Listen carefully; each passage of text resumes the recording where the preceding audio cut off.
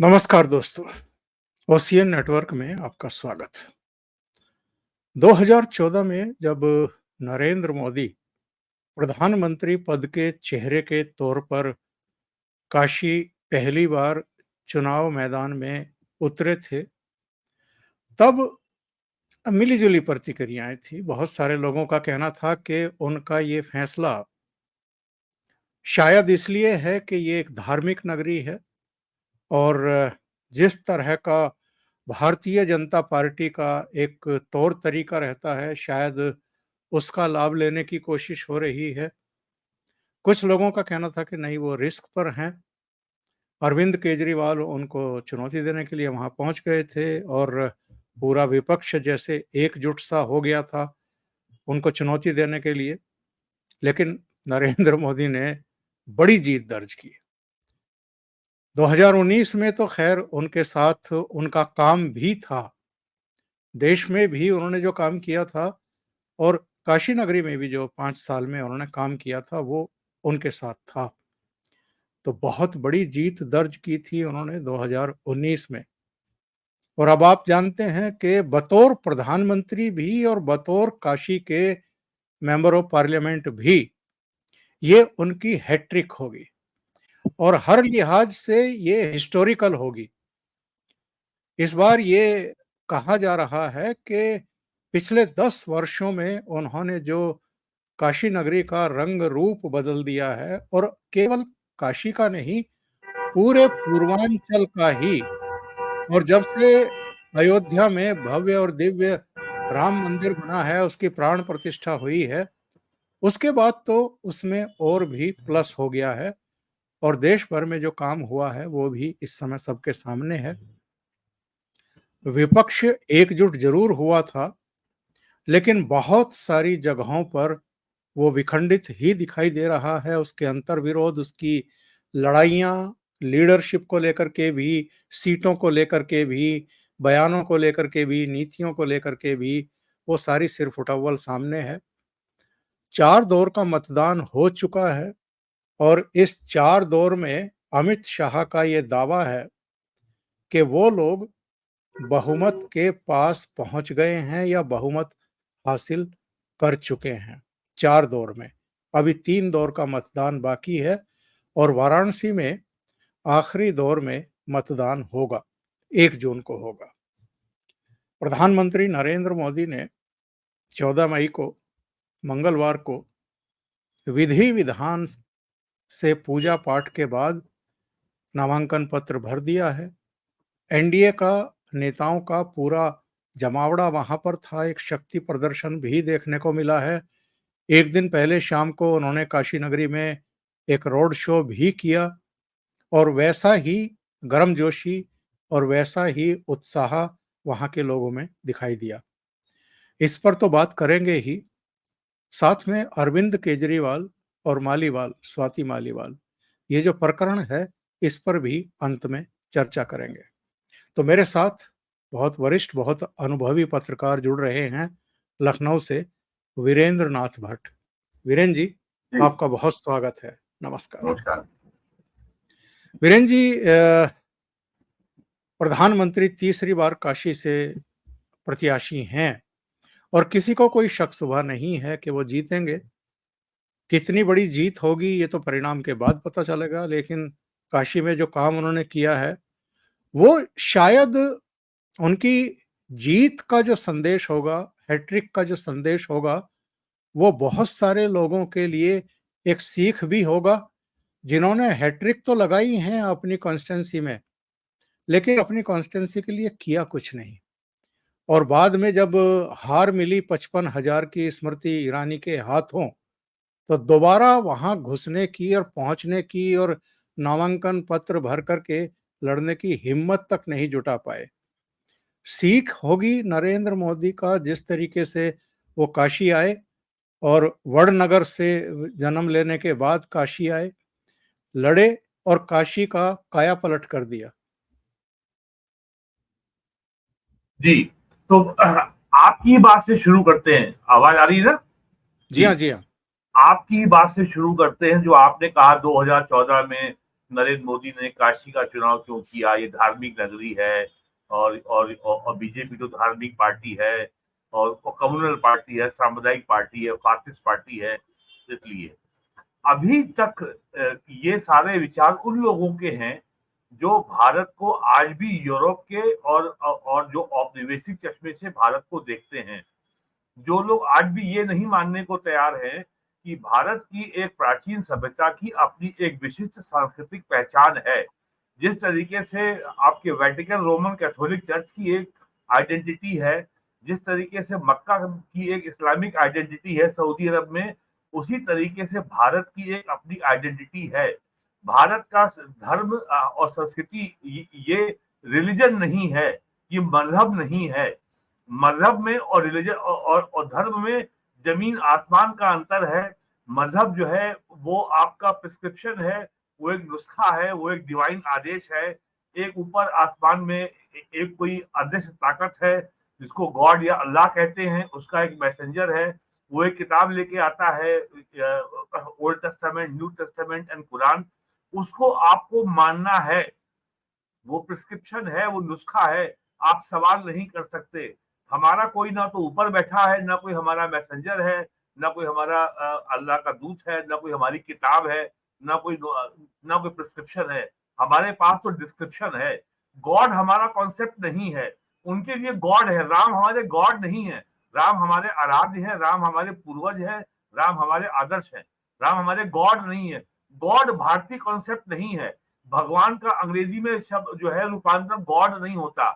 तो नरेंद्र मोदी जो है, जो भारत की प्राचीन सांस्कृतिक मूल्यों को जिस तरीके से जनता के सामने रख रहे हैं और ये बता रहे हैं कि 140 करोड़ के देश की आबादी का, इतने बड़े देश की सभ्यता का, भारत एकमात्र सभ्यता है जो प्राचीन सभ्यता बची हुई है। बाकी सारी सभ्यताओं को क्रिश्चियनिटी ने, इस्लाम ने और मार्क्सवाद ने नष्ट कर दिया।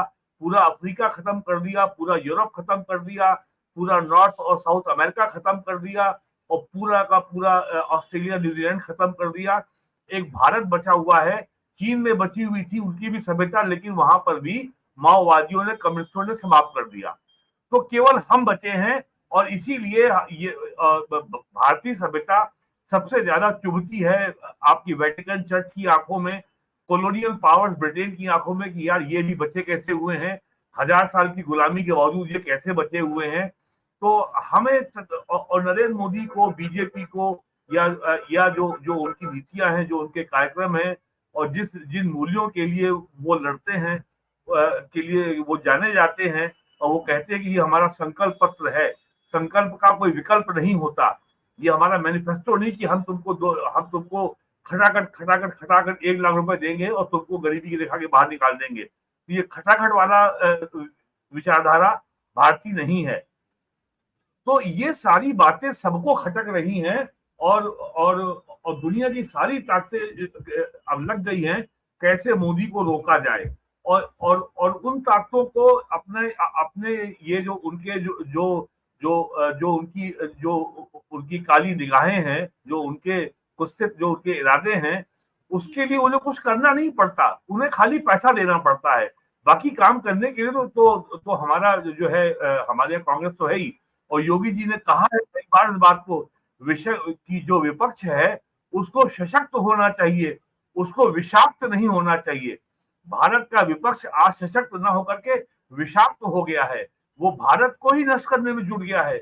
उसको भारतीय संस्कृति से जुड़ी हर चीज से नफरत है, घृणा है। वो भारतीय सेना को भी गाली देता है, वो इंडियन आर्मी के चीफ को भी गाली देता है। और प्राइम मिनिस्टर ने एक अभी हाल में एक इंटरव्यू में कहा है कि कांग्रेस को भारतीय सेना से शिकायत इसलिए है कि उनको लगता है कि 1962 में जो चाइना वॉर हुई थी, जो चाइना ने भारत पे हमला किया था, तो नेहरू की साख पे बट्टा लगा है भारतीय सेना की अक्षमता के कारण। ये प्राइम मिनिस्टर ने खुद कहा है एक इंटरव्यू में, शायद कल परसों ही कहा है। तो ये तो कहानी है विपक्ष की। तो ग्लोबल पावर्स को, जिसको हम ग्लोबल डीप स्टेट कहते हैं, उसको ये समझ में नहीं आ रहा क्या हो रहा है। और दूसरी बात जो हुई है वो है अयोध्या में जनवरी 22 को राम मंदिर की प्राण प्रतिष्ठा। यूरोपियन एक्सपर्ट्स ने, जियोपॉलिटिकल एक्सपर्ट्स ने कहा है कि अयोध्या में राम मंदिर का निर्माण दुनिया के लिए भू राजनीतिक महत्व रखता है। It has a very deep geopolitical consequences. और इसकी तुलना 14th सेंचुरी के जो स्पेन में जो जो 700 साल तक लंबा चलने वाला जो इस्लामी साम्राज्य था, अल अंडलूस या एंडुलेशिया, वहां पे क्रूसेडर ने कब्जा किया और मोरक्को के अरब्स को और जो नॉर्थ अफ्रीका का देश है मोरक्को, वो स्पेन का पड़ोसी है। तो और उसको उन्होंने वहां से बाहर किया। या तो सारे वहां पे अरब मुसलमान वहां से बाहर भगा दिए गए, जो बचे या तो कन्वर्ट कर दिए गए या मार दिए गए। और वो आज भी वहां पे और दुनिया के इतिहास में ये क्रिश्चियनिटी की इस्लाम की पर विजय का सबसे बड़ा स्मारक है। वहां की जो कोर्डोबा मस्जिद है उस पे आज भी जो है अरब देशों में मांग उठती है कि मुसलमानों को वहां पे नमाज अदा करने की अनुमति दी जाए। और प्रधानमंत्री ने कभी भी टकराव का रास्ता नहीं अपनाया। अगर आपने ध्यान दिया हो तो प्राइम मिनिस्टर ने लगातार कहा है, विकास के साथ विरासत, development along with our ancient cultural heritage. Ayodhya में राम मंदिर का निर्माण किसी समुदाय पर विजय का प्रतीक नहीं है, यह केवल भारत की प्राचीन सनातन संस्कृति की पुनर्स्थापना है। और प्राइम मिनिस्टर ने बहुत साफ कहा है, ये जब 9 नवंबर 2019 को अयोध्या का जजमेंट आया था तब भी पीएम ने कहा था, यह विजय का नहीं, ये विनय का दिवस है। और कभी भी ऐसा कोई काम, कभी किसी बीजेपी के या इसके जुड़े किसी संगठन ने ऐसी कोई बात नहीं कही जिससे सामाजिक समरसता को कोई आघात पहुंचे, कोई सोशल हार्मोनी को कोई आघात पहुंचे। जबकि विरोधियों द्वारा लगातार राम मंदिर के मुद्दे के ऊपर जहर फैलाया जा रहा है। और उत्तर प्रदेश में समाजवादी पार्टी के नेता स्वामी प्रसाद मौर्य, हालांकि वो पार्टी अब छोड़ चुके हैं, लगातार भगवान रामचरितमानस के विरुद्ध विश्वमन किया गया। तमिलनाडु के मुख्यमंत्री स्टालिन के बेटे उदयनिधि स्टालिन ने सनातन धर्म के बारे में कितनी विभत्स और कितनी अश्लील और कितनी घृणापूर्वक बातें कही। बिहार में राष्ट्रीय जनता दल के नेताओं ने, वहां के राष्ट्रीय जनता दल के अध्यक्ष जगदानंद सिंह ने, वहां के शिक्षा मंत्री चंद्रशेखर यादव ने, लालू यादव ने, तेजस्वी यादव ने कितने प्रोवोकेटिव और कितने घृणा नफरत भरे बयान दिए। ये अलग बात है कि ये सारे बयान सुप्रीम कोर्ट की निगाह में से नहीं गुजरे, उनको खाली कुछ हिंदू नेताओं के बयान में घृणा नजर आती है। तो मामला सिर्फ नरेंद्र मोदी का तीसरा टर्म नहीं है, दुनिया की सारी ताकत लगी हुई है नरेंद्र मोदी को रोको। ना रोक पाओ तो कम से कम सीटें कम करो। और प्राइम मिनिस्टर ने अपने अपने इंटरव्यू में साफ साफ कहा है, विदेशी ताकतों को ऐसा नहीं करना चाहिए था। उन्होंने आज भी कहा है कि G7 देशों का न्योता उनको आया है। और ये बताता है कि आज भारत का स्टेटस क्या है दुनिया में। भारत जो जो दुनिया की सबसे बड़ी 7 ताकत देश हैं, ये उनका संगठन है। इसमें यूएसए है, चाइना है, ब्रिटेन है, जर्मनी है, फ्रांस है, कनाडा है। उसमें भारत को भी न्योता मिला। उनको मालूम है कि अब भारत के बिना दुनिया का काम नहीं चलने वाला है। तो इसलिए और अमेरिका और ग्लोबल और ये कॉलोनियल पावर्स जिसको हम बोलते हैं वेस्ट, ये वेस्ट नहीं है। ये आज भी नहीं चाहता कि कोई ऐसी ताकत एशिया में उभरे जो उनकी ताकत के लिए चुनौती बने। तो वहां उनको न्योता मिला है। और आप देखिए, भारत के इतिहास का ये सबसे गंदा लोकसभा चुनाव है जहां नंगेपन के साथ विदेशी हस्तक्षेप हो रहा है। अभी पिछले हफ्ते दिल्ली एनसीआर के 150 स्कूलों में मेल आया कि साहब आप यहाँ बॉम्ब लगा दिया गया है, दिल्ली एयरपोर्ट पे बॉम्ब लगा दिया गया है, दिल्ली के हॉस्पिटल में बॉम्ब लगा दिया गया है। परसों लखनऊ के स्कूलों में एक कॉल आया कि साहब यहाँ बॉम्ब लगा दिया गया है। सलमान खुर्शीद की भतीजी फर्रुखाबाद में बयान दे रही है कि साहब वोट जिहाद होगा। और मणिशंकर अय्यर कह रहे हैं कि पाकिस्तान के पास तो न्यूक्लियर बम है, हमें पाकिस्तान का सम्मान करना चाहिए, हमें पाकिस्तान से बात करना चाहिए। अगर उन्होंने लाहौर में बम छोड़ दिया तो 15 मिनट में अमृतसर पहुंच जाएगा। उसके बाद प्राइम मिनिस्टर ने कहा, उसके बाद योगी आदित्यनाथ ने क्या कहा है कि हमने न्यूक्लियर बम क्या फ्रिज में रखने के लिए बनाए हैं क्या। तो ये सारी चीजें हो रही हैं और कैसे मोदी को रोका जाए। और एक जो घटना कल हुई है, जो भारत सरकार ने ईरान के चाबहार पोर्ट को के मैनेजमेंट का जिम्मा संभाल लिया है और जो उसका एग्रीमेंट किया है, इलेक्शन के बीच में सर्बानंद सोनोवाल हमारे शिपिंग मिनिस्टर तेहरान गए हैं और कल ही ये अमेरिका के विदेश मंत्रालय के प्रवक्ता का बयान आ गया है कि यूएस इज कंसर्न, हम चिंतित है, we are keeping a close watch, Iran is under sanction और हम इंडिया के ऊपर कार्रवाई कर सकते हैं, एक धमकी दी है उन्होंने। तो और एक बात और साफ हो गई है कि दुनिया में अब केवल 4 ही देश हैं जो सही मानों में खुद मुख्तार हैं, आत्मनिर्भर हैं और सॉवरेन हैं, सार्वभौम हैं, अपने विदेश नीति के, अपने अपने डोमेस्टिक पॉलिसी के, अपने मिलिट्री पॉलिसी के सारे फैसले अब हम स्वयं करते हैं। यूएसए है, चाइना है, रशिया है और चौथा हिंदुस्तान है। और मैं आपको ठोस उदाहरण देके बताता हूं, भारत दुनिया के इतिहास में केवल एक नेता हुआ है, नरेंद्र मोदी, जिसने 3 ग्लोबल पावर के साथ मोर्चा लिया। पहली ग्लोबल पावर है pharma lobby. Corona vaccine Bharat ने 60 देशों को फ्री में दी, बाकी अन्य 40 देशों को बहुत सस्ते दामों पे बेची। अमेरिका की जो कंपनी है फाइजर को बिलियंस ऑफ डॉलर का नुकसान हुआ। अमेरिका ने और जो वैक्सीन इंडिया में मैन्युफैक्चर हो रही थी, जो जो पूना का सीरम इंस्टीट्यूट बना रहा था, अमेरिका ने कुछ समय के लिए उसका कुछ इंग्रेडिएंट रॉ मटेरियल की सप्लाई रोक दी थी, लेकिन पीएम के दखल के बाद वो सप्लाई बहाल हुई। भारत ने पंगा लिया इंटरनेशनल ऑयल लॉबी से। फरवरी 2022 में यूक्रेन पर रूस ने हमला किया, अमेरिका ने, नेटो ने सैंक्शन लगाया रशिया के ऊपर कि साहब यहाँ से आप ऑयल इंपोर्ट नहीं करेंगे।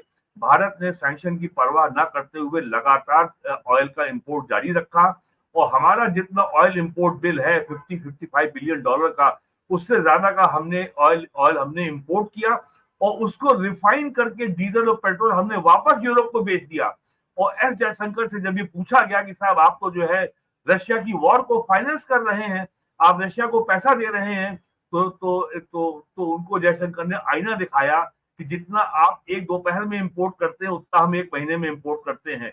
हमारी भी एनर्जी नीड्स है और हमारी भी एनर्जी सुरक्षा का मामला है और भारत को अपनी सुरक्षा, एनर्जी की सुरक्षा, भारत के लोगों के आर्थिक हितों की सुरक्षा के बारे में निर्णय करने का अधिकार है। तो उसके बाद जो है फिर किसी की बोलने की हिम्मत नहीं पड़ी और बाद में यूरोपियन यूनियन को, आईएमएफ को और अमेरिका के जो इंडिया में जो राजदूत हैं एरिक गारसेटी ने कहना पड़ा कि भारत ने दुनिया को बचा लिया।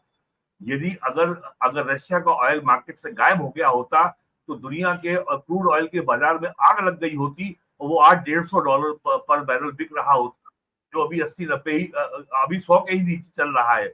और तीसरा बड़ा मोर्चा नरेंद्र मोदी ने लिया जो इंटरनेशनल आर्म्स लॉबी है। भारत ने रशिया से S-400 मिसाइल डिफेंस सिस्टम आयात किया। अमेरिका का बहुत दबाव था, आप इसको मत आयात करिए, लेकिन हमने किया। वो मिसाइल डिफेंस सिस्टम इंडिया आ गया और पाकिस्तान बॉर्डर के अलॉन्ग वो डिप्लॉय भी हो गया। और यही मिसाइल डिफेंस सिस्टम टर्की ने इंपोर्ट किया रशिया से, जबकि टर्की नेटो का मेंबर है, नॉर्थ अटलांटिक ट्रीटी ऑर्गेनाइजेशन, जो यूरोपीय देशों का मिलिट्री गठबंधन है। टर्की के ऊपर सैंक्शन लगा दी गई और वो सैंक्शन आज भी जारी है। तो जो आदमी इतने पंगे लेगा और भारत की सॉवरेंटी को, सार्वभौमिकता को दुनिया के सामने दिखाएगा, तो उसके दुश्मन तो होंगे ही। लेकिन शर्म की बात यह है कि जो व्यक्ति देश के लिए इतना कुछ कर रहा है, ये इस देश का विपक्ष इस आदमी, इस व्यक्ति को, इस प्रधानमंत्री को कलंकित करने के लिए, बदनाम करने के लिए रोज एक नए झूठ की कहानी गढ़ता है। और आपने अगर पिछले हफ्ते 10 दिन में और केवल आज ही की बात करें, जो उन्होंने कई टीवी चैनलों को जो इंटरव्यू दिया है, प्राइम मिनिस्टर के चेहरे पे जो आत्मविश्वास है, जो उनको देश के लोगों के ऊपर विश्वास है और जितने इत्मीनान के साथ वो अपनी बात कहते हैं, जो उनकी बॉडी लैंग्वेज है, उससे वो एकदम आश्वस्त हैं कि कोई कुछ कर ले, कितने षड्यंत्र कर ले, कितने भी साजिश कर ले, कितनी भी हिंसा करा ले, कभी जो है सीए कानून के नाम पे हिंसा, कभी किसान आंदोलन के नाम पे हिंसा, लेकिन वो डिगने वाले नहीं हैं। और प्राइम मिनिस्टर ने ये साफ कहा है कि 400 पार का नारा मेरा नारा नहीं है, मुझे ये विश्वास इस देश के लोगों ने दिया है, ये उनका आत्मविश्वास है जो मैं बोल रहा हूँ। और उन्होंने ये भी कहा है 400 पार का नारा कोई ऐसा नहीं है कि हम इसको ये मान लिया जाए कि हमारा डेमोक्रेसी में विश्वास नहीं है। उन्होंने साफ कहा है कि 19 से 24 के बीच में लोकसभा में हर महत्वपूर्ण मुद्दे पर हमें उड़ीसा, आंध्र प्रदेश के क्षेत्रीय पार्टियों और अन्य पार्टियों से जो जो समर्थन मिलता था वो 400 के आसपास ही मिलता था। केवल अपने कार्यकर्ताओं में जोश भरने के लिए, उनको मोटिवेट करने के लिए हमने केवल ये नारा दिया है, अब की बार 400 पार। 2024-25 का इस साल फरवरी में जब अंतरिम बजट आया तो पूरा देश ये अंदाजा लगाए बैठा था कि प्राइम मिनिस्टर कोई लोक लुभावन योजना अब की बार अनाउंस करेंगे, किसान सम्मान निधि को बढ़ाएंगे, आयुष्मान भारत में जो हेल्थ इंश्योरेंस योजना है उसमें कवर 5 लाख की बढ़ा के 7 लाख या 8 लाख कर देंगे, आयकर में छूट का लाभ जो भी 7 लाख है उसको बढ़ा के 8 लाख 50 या ये 50,000 बढ़ा देंगे। प्राइम मिनिस्टर ने कुछ नहीं किया और क्योंकि उनको मालूम है कि उन्होंने इतना किया है, उन्होंने अपने इंटरव्यू में बताया है और ये डायरेक्ट बेनिफिट ट्रांसफर की वेबसाइट पे सब अवेलेबल है कि भारत सरकार ने पिछले 5 साल में 36 लाख करोड़ रुपया देश भर के लोगों के खाते में सीधे भेजा। 36 लाख करोड़ रुपया बहुत बड़ी रकम है और ये केवल संभव हुआ है इकोनॉमी को डिजिटाइज करना। ये केवल संभव हुआ है कि इस देश में इंटरनेट की इकोनॉमी बेस्ड इकोनॉमी मजबूत हुई है, डिजिटल टेक्नोलॉजी का विस्तार हुआ है और ये इसलिए भी संभव हुआ है कि दुनिया में डाटा भारत में चीपेस्ट है, सबसे सस्ता है। ये जो लोग आरोप लगाते हैं अडानी अंबानी, ये डाटा चीप केवल रिलायंस के जियो के कारण ही हुआ है और इसका लाभ अंबानी से लेकर के एक रिक्शे वाले तक को हो रहा है। लेकिन अब उनकी चिंता ये है कि अगर ये भारतीय जनता पार्टी और ये इसका नेता अगर इसी तरीके से जनता के बीच में अपनी जगह बनाते रहे तो उनका भविष्य तो फिर अंधकारमय है। तो इसलिए ये चुनाव बहुत महत्वपूर्ण है और अभी हाल में ये प्रसार भारती के चीफ एग्जीक्यूटिव ऑफिसर थे शशि शेखर वेम्पति। उन्होंने एक बहुत लंबा इंटरव्यू उन्होंने कहा है कि प्रसार भारती ने विदेश के अंग्रेजी अखबारों में छपने वाले 5,000 खबरों और आर्टिकल्स का संकलन किया और सब में जो है एकदम सतही तरीके से भारत को वो बिल्कुल मार्क्सवादी या कॉलोनियल चश्मे से देखते हैं कि ये आज भी सपेरों का देश है, ये जो है चूहे ये चूहे खाने वालों का देश है।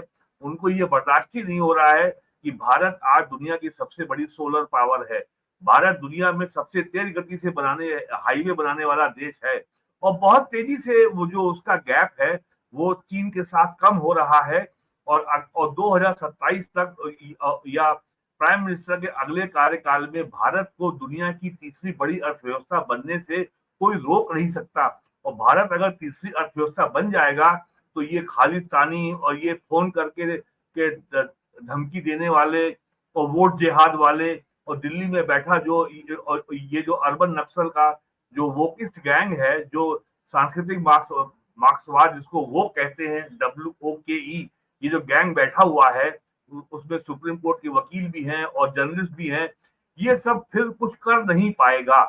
तो केवल ये है कि अगर इस बार भी ये आ गए तो भैया हमारा तो भविष्य अंधकार में है और पिछले 10 साल में ये जो कॉलोनियल इकोसिस्टम है, जो सरकार के बल पर और ये CIA के बल पर और विदेशी पैसे के बल पर फलने फूलने वाला जो ये जो सो कॉल्ड फर्जी बुद्धिजीवियों का जो गैंग था वो उसकी संख्या बहुत बड़े पैमाने पर छटाई हुई है।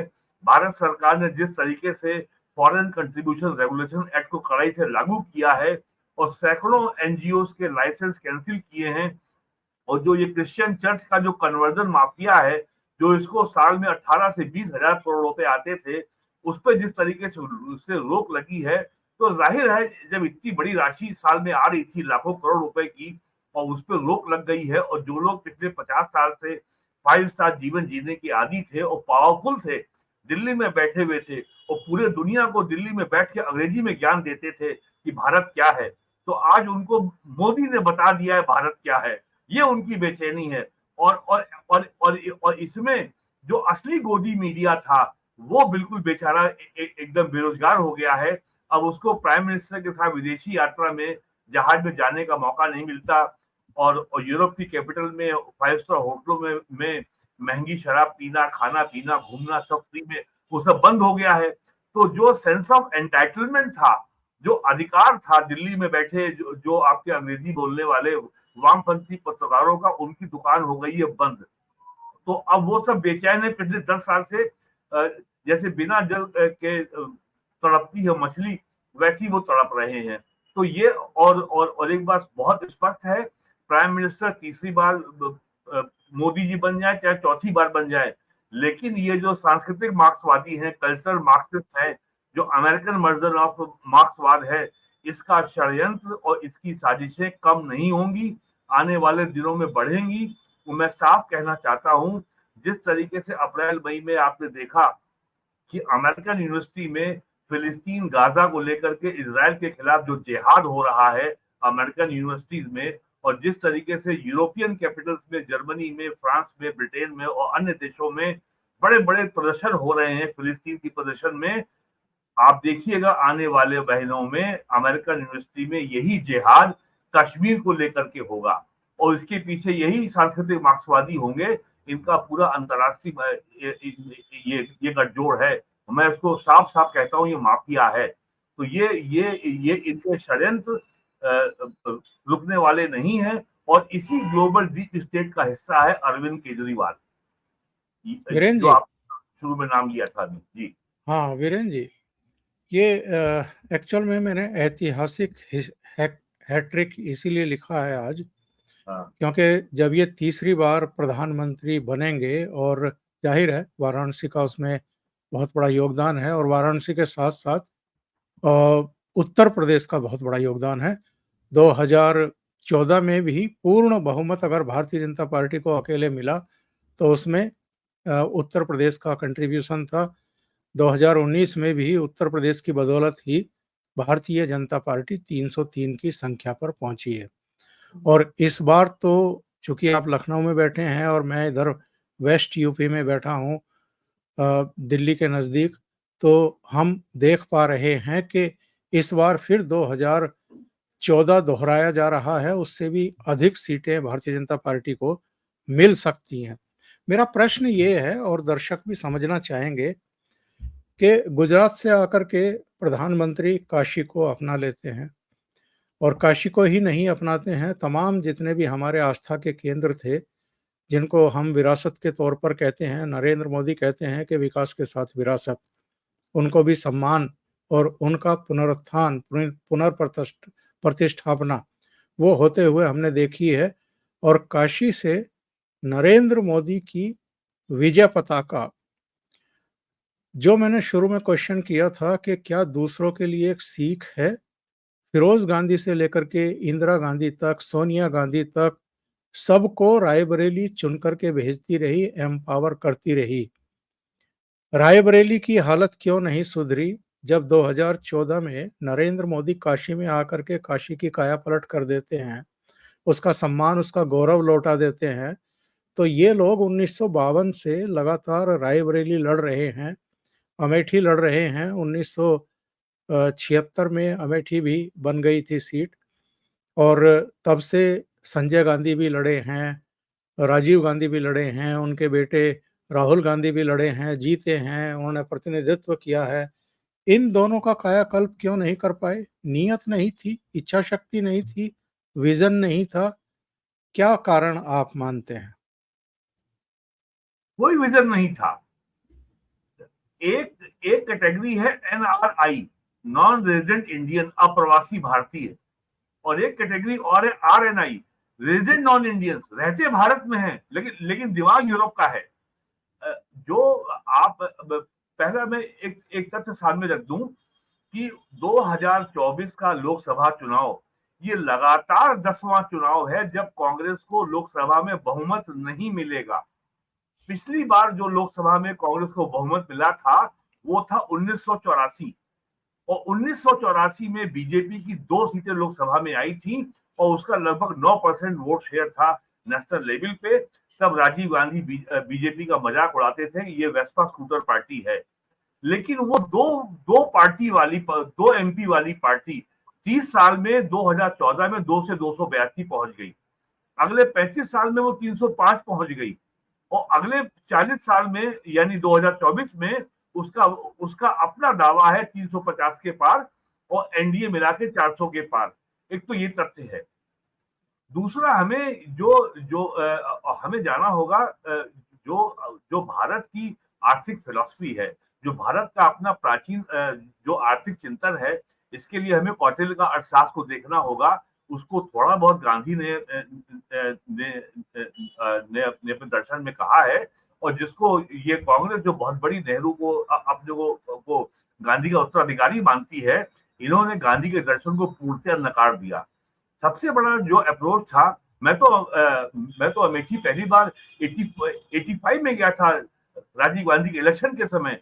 इनका अप्रोच था कि साहब कि जैसे कोई राजा साहब आए हैं और उन्होंने हाथ हिला दिया और हमने देख लिया, हम बड़े धन्य हो गए, वाह महाराज आप आए थे। चौधरी चरण सिंह 1967 में ये कहते थे, 77 में ये कहते थे कि हमने पंचवर्षीय योजनाएं चलाई, हमें आने वाले 5 सालों के लिए पंचवर्षीय योजना पे काम करने की, नई योजना बनाने के स्थान पर जो हमने पिछले 5 वर्षों में जो पिछले 25 सालों में जो योजनाएं बनाई हैं, उनके जो लक्ष्य पूरे नहीं हुए हैं, पहले हम उनको पूरा करें, उसके बाद हम नई योजना, नए कार्यों को हाथ में लें।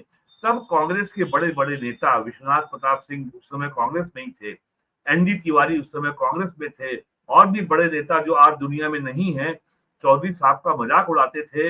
रोलिंग स्टोन गैदर्स नो मास, चौधरी साहब रोलिंग प्लांट की बात करते थे, और वो कृषि आधारित अर्थव्यवस्था की बात करते थे, और वो कहते थे किसान को अपनी उपज का सही मूल्य दिलवा दो, बाकी गांव का किसान विकास अपने आप कर लेगा। तो ये बात कभी कांग्रेस को समझ में नहीं आई। और 1980 में जो आज योजना कहलाए, जो आज हम कहते हैं नरेगा या मनरेगा, 1980 में उसका नाम था IRDP, integrated rural development program. और उसमें बैंक लोन दिया करता था। बैंकर के लिए उसका मतलब था इनको ऋण देना पड़ेगा, और बीडीओ जो उस योजना को करता था, उसका एडमिनिस्ट्रेशन, उसके लिए मतलब था आई रकम डकारो प्यारे। ये तो इनका आर्थिक दर्शन रहा है। लोन माफ कर दो, मनरेगा ले आओ, और जो है और पैसा बांट दो। और वही दर्शन राहुल कांग्रेस का जो दर्शन है, पैट्रोनाइज करने वाला, जनता को के आगे जैसे कुत्ते के आगे हड्डी फेंक देते हैं ना, वही अप्रोच आज भी है। खटाखट खटाखट खटाखट 8,000 रुपया आपके खाते में आएगा और 1 साल में आपकी गरीबी माफ। ये आज भी राहुल गांधी कह रहे हैं, ये कोई नई बात। तो नेहरू के समय से जो जो कांग्रेस का चिंतन था, वो आज भी जारी है। अब आप ये बताइए, कांग्रेस के नए मैनिफेस्टो में 16 लाख करोड़ रुपए के लिए कल्याणकारी लोक लुभावन योजनाओं को देने का वादा किया गया है। क्या कांग्रेस ने यह बताने का कष्ट किया इस 16 लाख करोड़ रुपए का 16 रुपए कहां से आएगा? इसके लिए अतिरिक्त संसाधन आप कहां से लाएंगे? क्या क्या क्या लोन लेंगे? और दुनिया में कौन सा ऐसा देश है जो, ये बिल्कुल वही गालिब का शेर है कि कर्ज की पीते थे मैं, घर जानते थे रंग लाएगी फाका मस्ती एक दिन। तो ये गालिब साहब की कर्जे की मैं ना पिलाइए राहुल गांधी जी हमको। प्राइम मिनिस्टर नरेंद्र मोदी ने जो काम किया है, वो जो जो जो कॉन्सेप्ट था दीनदयाल उपाध्याय का, अंत्योदय, अंतिम व्यक्ति का उदय, वही काम आज हो रहा है। अगर भारत में 4 करोड़ लोगों के घर बने हैं, अगर 14 करोड़ लोगों को गैस सिलेंडर मिला है, अगर अकेले यूपी में 2 करोड़ लोगों को जो है बिजली कनेक्शन मिला है, इसी का परिणाम है कि 25 करोड़ लोग गरीबी की रेखा के ऊपर आए हैं। और कांग्रेस को यह भी समझ नहीं है कि भारत की अर्थव्यवस्था कंजम्पशन पे आधारित है। भारत के जीडीपी का लगभग 60% कंजम्पशन से आता है।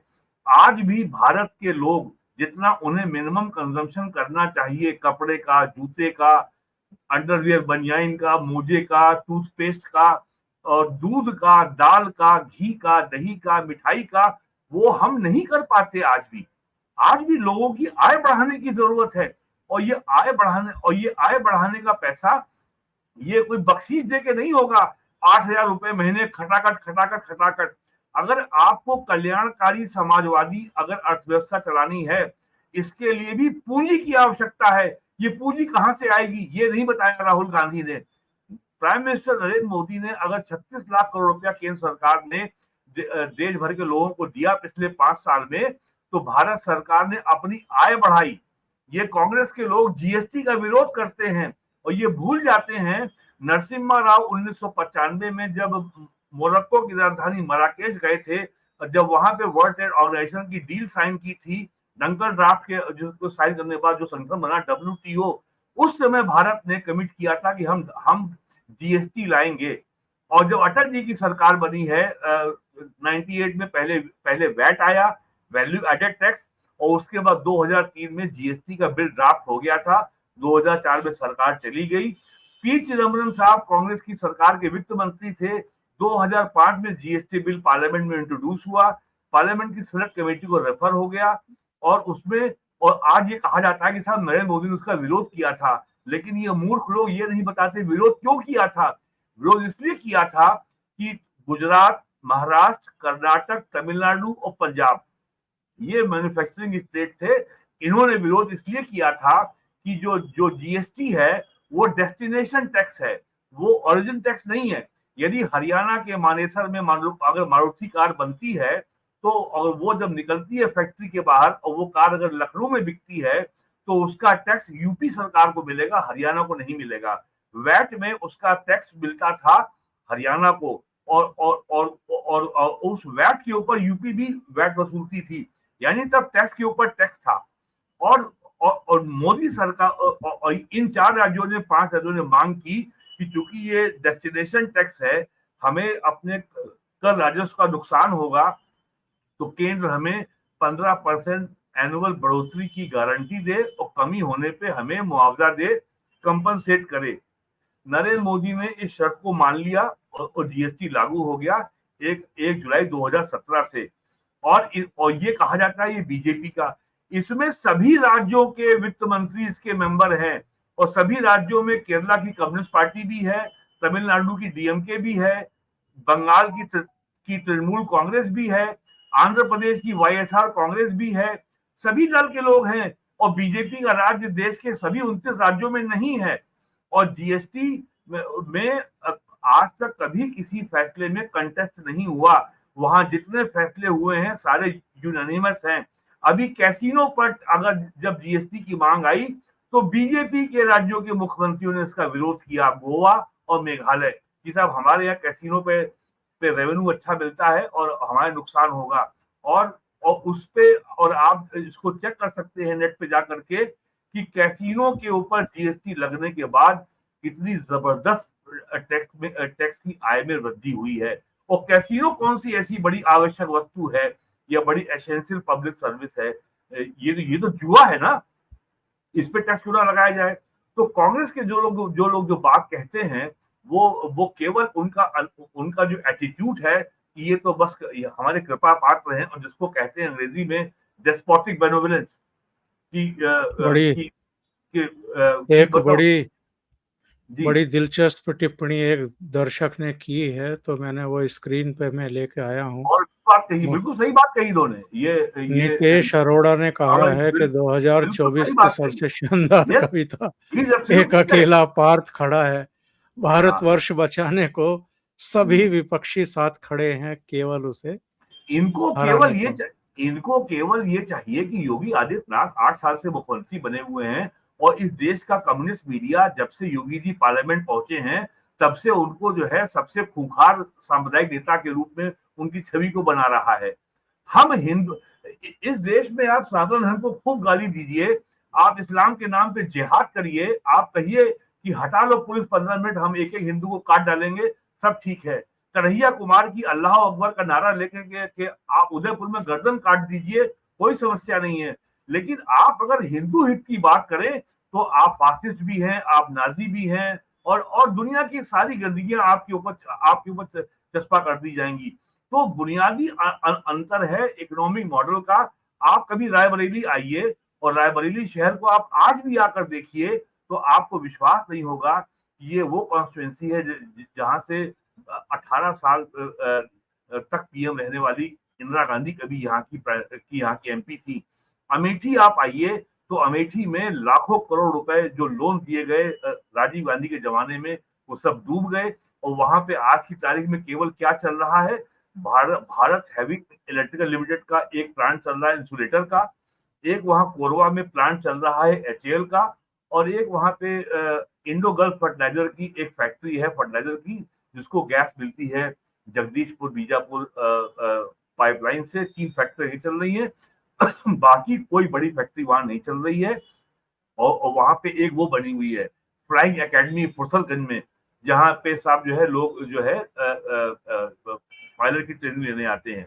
और वहां पे सब लोग जो है सब यूपी के बाहर के लोग हैं। और आप अगर वाराणसी जाइए तो वहां क्या हुआ है, वहां पहला काम ये हुआ है कि वहां सीवेज, ड्रेनेज, नालियों को के सिस्टम को मजबूत किया गया, साफ किया गया, कूड़े के डिस्पोजल के तंत्र को मजबूत किया गया, पानी की सप्लाई के सिस्टम को मजबूत किया गया, वाराणसी के नदी में, गंगा नदी में प्रदूषण को रोका गया, सड़कों को चौड़ा किया गया, जो वहां पे पूरे शहर में जो पावर डिस्ट्रीब्यूशन की जो लाइन है, जो बिजली के खंभे हैं, वो सब गायब हो गए। और जितने पावर डिस्ट्रीब्यूशन केबल है आज वहां सब अंडरग्राउंड हो गए हैं। ये काम वहां हुआ है। घाटों की सफाई हुई है, जहां पे जहां साल में काशी में आने वाले पर्यटकों को के वो सॉरी तीर्थ यात्री थे 30 लाख, 40 लाख और बहुत 50 लाख। 2022 में 7 करोड़ लोग आए हैं। और ये संख्या 15 करोड़ पहुंचेगी आने वाले 2 सालों के अंदर। अकेले अयोध्या में जनवरी 22 को प्राण प्रतिष्ठा कार्यक्रम के बाद 2 करोड़ से ऊपर लोग आ चुके हैं। 1.5 लाख लोग प्रतिदिन लोग आ रहे हैं। यही है सनातन अर्थव्यवस्था। सनातन अर्थव्यवस्था कभी सरकार की कृपा पे नहीं चलती है। और कांग्रेस को ये बताना चाहिए कि तमिलनाडु में, आंध्रा में, केरल में, कर्नाटक में 50,000 से ज्यादा मंदिरों पे सरकार का कब्जा है। 1 लाख करोड़ रुपए से ऊपर का जो मंदिरों का चढ़ावा है वो सरकार के खाते में जाता है। और उससे जो है आप जो है क्रिश्चियंस को और वक्फ बोर्ड को सहायता देते हैं। कर्नाटका सरकार ने 24-25 के बजट में बकायदा 300 करोड़ रुपए का बजट में प्राविधान किया है चर्च और मस्जिदों को, वक्फ बोर्ड को सहायता देने के लिए। और हमारे मंदिरों के ऊपर टैक्स बढ़ा दिया है। और गवर्नर ने अभी इस बिल को जो है उन्होंने अनुमति नहीं दी है। तो कांग्रेस हमलावर है बीजेपी के ऊपर, हिंदुओं के ऊपर। ये तो स्थिति है, हम लोगों को समझना चाहिए। और जो ये जो और आज हमें ये समझ लेना चाहिए कि कांग्रेस शुद्ध रूप से मार्क्सवादी पार्टी हो गई है। यानी वोक है, सांस्कृतिक मार्क्सवादी है। और इनका मूल मंत्र है कैसे भारत की प्राचीन संस्कृति को, भारत के परिवार की संस्था को नष्ट करो। जब तक भारत की प्राचीन संस्कृति को, परिवार की संस्था को आप नष्ट नहीं करते, ये एलजीबीटीक्यू का अभियान क्यों चल रहा है? जी लेस्बियन जी गे, जी जी lesbian gay, bisexual, transgender, queer, तो ये सब जो अभियान चल रहा है और जिस तरीके से सुप्रीम कोर्ट में इसकी सुनवाई हुई है, जरा इसके ऊपर भी आपके दर्शकों को एक बार थोड़ा समय देकर के थोड़ा थोड़ा इसके बारे में जान लेना चाहिए। ये उनके खिलाफ कितना बड़ा षड्यंत्र हो रहा है। तो एक बार कांग्रेस का एक एक प्रोग्राम उस पर करेंगे। जी और मैं आखिर में आम आदमी पार्टी में जो कुछ चल रहा है उस पर एक टिप्पणी आपसे चाहूंगा। 36 घंटे बाद संजय सिंह सामने आते हैं और क्या कह रहे हैं जरा वो सुन लेते हैं और दर्शकों को भी सुनवा देते हैं। एक बहुत ही निंदनीय घटना घटित हुई जिसके बारे में आप सबको बताना चाहता हूं। कल सुबह अरविंद केजरीवाल जी के आवास पर स्वाति मालीवाल जी मिलने के लिए पहुंची थी, ड्राइंग रूम में इंतजार कर रही थी। इस बीच विभव कुमार जी वहां पे आते हैं और उन्होंने स्वाति मालीवाल जी के साथ बहुत बदतमीजी की, अभद्रता की। इस पूरे मामले की जानकारी 112 नंबर पे कॉल करके स्वाति मालीवाल जी ने पुलिस को दी। इस घटना की जितनी निंदा की जाए कम है। अरविंद केजरीवाल जी ने पूरी घटना को संज्ञान में लिया है और इस पूरे मामले में सख्त कार्रवाई करने को कहा है। जहां तक स्वाति मालीवाल जी का प्रश्न है, स्वाति मालीवाल जी ने देश के लिए, समाज के लिए बड़े काम किए हैं। पार्टी की पुरानी और सीनियर लीडर में से एक हैं। हम सब उनके साथ हैं और निश्चित रूप से ये जो पूरा प्रकरण हुआ है इसको मुख्यमंत्री जी ने गंभीरता में संज्ञान में लिया है और इस पे कार्रवाई करेंगे। आम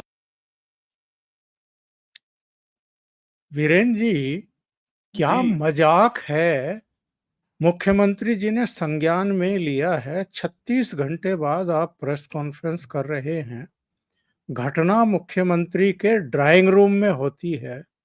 जो शीश महल पहली के। कॉल जो पहली कॉल जाती है पुलिस के कंट्रोल रूम में, उसमें स्वाति मालीवाल कहते हैं कि सीएम अरविंद केजरीवाल और उनके पीए विभव कुमार ने मेरे साथ मारपीट की है। फिर 8 मिनट बाद दूसरी कॉल जाती है कि सीएम के कहने पर उनके पीए विभू कुमार ने मेरे साथ मारपीट की है, बदतमीजी की है, और ये कह रहे हैं कि मुख्यमंत्री ने संज्ञान लिया है। एक तो 36 घंटे क्यों लग गए उस पार्टी को जो दिन में 4-4 प्रेस कॉन्फ्रेंस करने की आदतन जो है वो उसकी आदत से मजबूर है कि एक मसला होता है तो उस पर भी 4 अलग-अलग लीडर दिन में 4-4 5-5 प्रेस कॉन्फ्रेंस कर देते हैं। आपकी अपनी सांसद के साथ आपके ही मुख्यमंत्री के निजी सचिव, जिनको अरविंद केजरीवाल, जो 6 लोगों की सूची जारी की जाती है कि जेल में ये मिल सकते हैं, उसमें विभव कुमार का नाम भी था। वो इतने करीबी हैं उनके, और आप 36 घंटे बाद कह रहे हैं कि संज्ञान लिया है मुख्यमंत्री ने और इस पर कार्रवाई होगी। क्या कहेंगे साहब? सर, एक शायर ने कहा है ना, सरक रही है रुख से नकाब आहिस्ता आहिस्ता आहिस्ता। तो अब रुख से नकाब सरक रही है। ये लोग जो रोज आरोप लगाते थे कि ईडी तानाशाह है, ईडी बंद कर दो, सीबीआई बंद कर दो, मोदी तानाशाह है, तो पाप का घड़ा फूट रहा है। और लोगों को ये समझ लेना चाहिए कि ये फ्री बिजली और फ्री पानी के लोभ में जब तक रहोगे तब तक ये केवल जो विदेशी षड्यंत्रकारियों का प्यादा है अरविंद केजरीवाल, ये केवल उनका एक मोहरा है। और ये कोई खुली बात और ये कोई छुपी बात नहीं है। जो अमेरिका जो सीआईए का एक विंग है, फोर्ड फाउंडेशन, जिसका दिल्ली में नेहरू के सन 50 से दिल्ली में दफ्तर चलता है, उससे पैसा मिला है इनको। और लोगों को याद रखना चाहिए कि पंजाब विधानसभा चुनाव के पहले कुमार विश्वास ने केजरीवाल के खालिस्तान के बारे में क्या बयान दिया था। और उसमें खालिस्तान ने कहा था ठीक है, पंजाब अलग हो जाएगा तो क्या है, एक राज्य तो रहेगा, मैं भी मुख्यमंत्री हूँ और मैं पंजाब का प्रधानमंत्री बन जाऊंगा। तो ये एक भारत के खिलाफ बहुत गहरी साजिश है और लोगों को ये साफ समझ लेना चाहिए कि ये चुनाव की घोषणा के बाद सरकार के पास कोई ऐसा जबरदस्त इनपुट था कि ग्लोबल डीप स्टेट के इशारे पर भारत में चुनाव में गड़बड़ी करने की जबरदस्त षड्यंत्र यहाँ बुना गया है। इसीलिए अरविंद केजरीवाल को गिरफ्तार किया गया। और अरविंद केजरीवाल को एकाएक गिरफ्तार नहीं किया गया है। अरविंद केजरीवाल को उसके पहले 8 बार सम्मन जारी किए गए थे। उनको 9 बार। भरपूर अवसर 9 बार उनको यस। भरपूर अवसर दिया गया था कि आप आए। और इसी मामले में तेलंगाना के मुख्यमंत्री केसीआर की बेटी जो वहां की एमएलसी भी हैं, कविता, वो जेल में हैं और उनकी सुप्रीम कोर्ट से भी बेल की एप्लीकेशन रिजेक्ट हो चुकी है। अगर इतना ही मामला और अरविंद सिसोदिया की जमानत, वो जो मनीष सिसोदिया की जमानत तो अभी तक नहीं हुई है। और जो ये छूट के आ गए हैं, सुप्रीम कोर्ट के किसी निर्णय पर कोई टिप्पणी नहीं की जा सकती। लेकिन ये याद रखना चाहिए, सुप्रीम कोर्ट ने भी उनको अंतरिम बेल दी है, उनको रेगुलर बेल नहीं दी है और उनको 2 जून को वापस जाना होगा। और सुप्रीम कोर्ट ने तमाम शर्तों के साथ बेल दी है कि आप कोई बयान नहीं देंगे, केस के बारे में बात नहीं करेंगे, कि मुख्यमंत्री के कार्यालय नहीं जाएंगे, मुख्यमंत्री के रूप में कार्य नहीं करेंगे। तो ये एक षड्यंत्र था। इसमें एक बात और सामने आ गई है। और एक बात और, जो इनका जो एक जो बहुत इनकी आंख का तारा है, जो पंजाब का बॉस है असली, राघव चड्ढा, जो इनका राज्यसभा का मेंबर है, उसके भारत में दुनिया से लोग इलाज कराने आते हैं और राघव चड्ढा के रेटिना में कुछ उनको कष्ट हो गया तो उसका इलाज करवाने वो गए हैं ब्रिटेन। और इलाज हो भी गया, वो ठीक भी हो गए, वापस क्यों नहीं आ रहे हैं? वो क्या डर है उनको? क्योंकि लोगों ने तो ये कहना शुरू कर दिया है कि चूंकि अरविंद केजरीवाल की गिरफ्तारी के समय स्वाति मालीवाल अमेरिका में थी, इसलिए उनकी पिटाई हुई, और राघव चड्ढा भी आएंगे तो उनका असली इलाज जो है वो शीश महल में ही होगा। नहीं, और ये भी खबर आ रही कि शायद स्वाति मालीवाल भी देश के बाहर चली गई है आजकल में। तो ये बहुत बड़ा षड्यंत्र है। और उसके अलावा और ये भी खबर आई है कि स्वाति मालीवाल ने ये पूछा था केजरीवाल से कि आपने मेरे आइडेंटिटी प्रूफ के आधार पर जो 3 आईफोन खरीदे थे उनका क्या हुआ, और कल ईडी मुझे भी सम्मन कर सकती है। क्या वजह है कि अरविंद केजरीवाल अपने आईफोन का जो पासवर्ड है वो ईडी को बताने को तैयार नहीं है? कौन से ऐसे उसमें डाटा, कौन से ऐसे उसमें सीक्रेट, कौन से ऐसे उसमें क्रिप्टो करेंसी का इनका जो अकाउंट है उसके जो पूरे ब्यौरा उसमें उपलब्ध है, वो क्यों नहीं बता रहे हैं? तो ये बहुत बड़ी साजिश का हिस्सा है। और ये बात लोगों को समझ में अब आ जानी चाहिए कि ये कोई बहुत ईमानदार ये कोई मुख्यमंत्री नहीं है। और सुप्रीम कोर्ट ने आम आदमी पार्टी के कार्यालय के बारे में क्या कहा है? यहाँ पे हॉस्पिटल या कोई और बिल्डिंग बननी थी और वहां आपने अपनी पार्टी का भी बना लिया। तो ये एक बहुत बड़ी साजिश है। और जरा रुक जाइए, प्राइम मिनिस्टर मोदी ने बहुत साफ कहा है कि अगले 1000 साल के फैसले के लिए काम होगा और बहुत तेज फैसले होंगे, धमाधम फैसले होंगे। और लोगों को मैं ये मेरा सुझाव है कि अप्रैल में प्राइम मिनिस्टर आरबीआई के एनिवर्सरी फंक्शन में बॉम्बे गए थे। रिजर्व बैंक ऑफ इंडिया के उस फंक्शन में प्राइम मिनिस्टर क्या बोले हैं वो वीडियो उपलब्ध है, और उस स्पीच का जो टेक्स्ट है वो पीआईबी की वेबसाइट पर उपलब्ध है, लोग उसको पढ़ लें। वहां पीएम क्या कह के आए हैं कि आप लोग तैयार रहिए, बहुत काम आने वाला है, धमाधम फैसले होने वाले हैं। तो ये जो भारत में ये जो इकोसिस्टम है जिसका नाम है खान मार्केट गैंग, और ये जो है भारत के टुकड़े टुकड़े गैंग, ये कोई हल्की बात नहीं है, ये बहुत गंभीर बात है। ये एक गंभीर साजिश को जनता को समझाने का एक सामान्य तरीका है ताकि जनता समझे कि ये साजिश कितनी गंभीर है। कौन लोग हैं जो दुनिया की ताकतों के इशारे पे, क्या वजह है कि आपका पन्नू एकदम से इतना इंपॉर्टेंट हो गया है और सिख फॉर जस्टिस इतना इंपॉर्टेंट हो गया है। कनाडा से भारत के खिलाफ अभियान चल रहा है और ये केवल भारत है जिसने पहली बार ये गोरों को औकात दिखाई है कि भारत ने एक झटके में कनाडा के 41 डिप्लोमेट को भारत से निकाल के बाहर किया।